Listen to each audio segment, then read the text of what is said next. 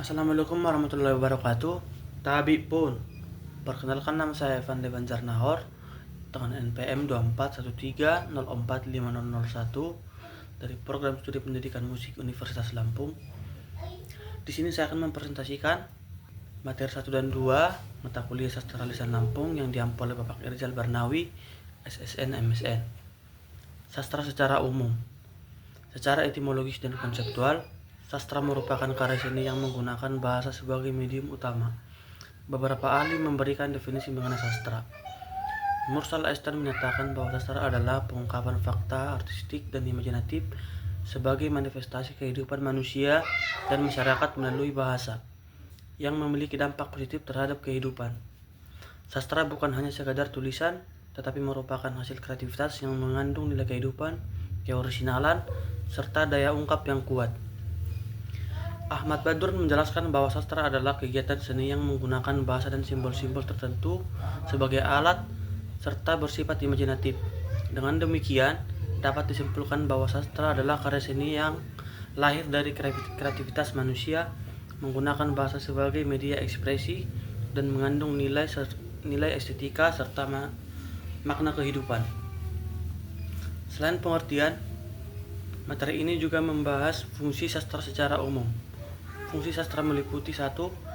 Fungsi rekreatif, yaitu memberikan hiburan dan kesenangan kepada pembaca atau pendengar. 2. Fungsi didaktif, yaitu memberikan pendidikan atau pengajaran melalui pesan yang terkandung di dalamnya. 3. Fungsi estetis, yaitu menghadirkan keindahan dalam bahasa dan penyampaian. Dan yang keempat, ada fungsi moralitas, yaitu menyampaikan nilai-nilai moral dan etika.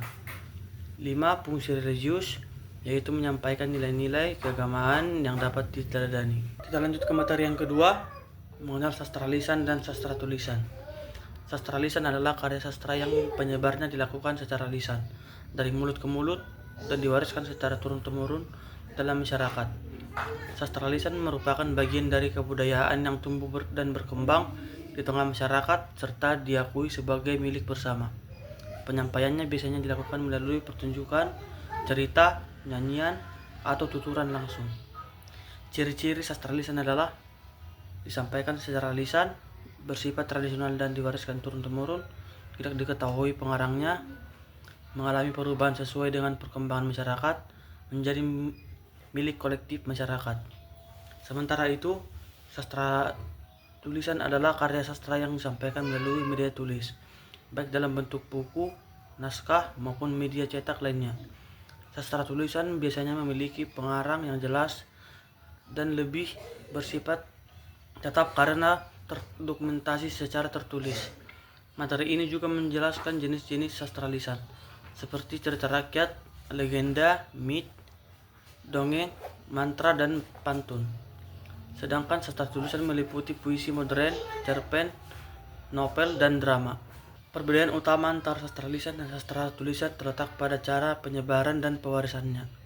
Sastra lisan berkembang melalui tradisi tutur dan interaksi langsung, sedangkan sastra tulisan berkembang melalui media tulis dan dokumentasi. Sastra lisan cenderung fleksibel dan dapat berubah-ubah, sementara sastra tulis lebih tetap dan terdokumentasi dengan baik.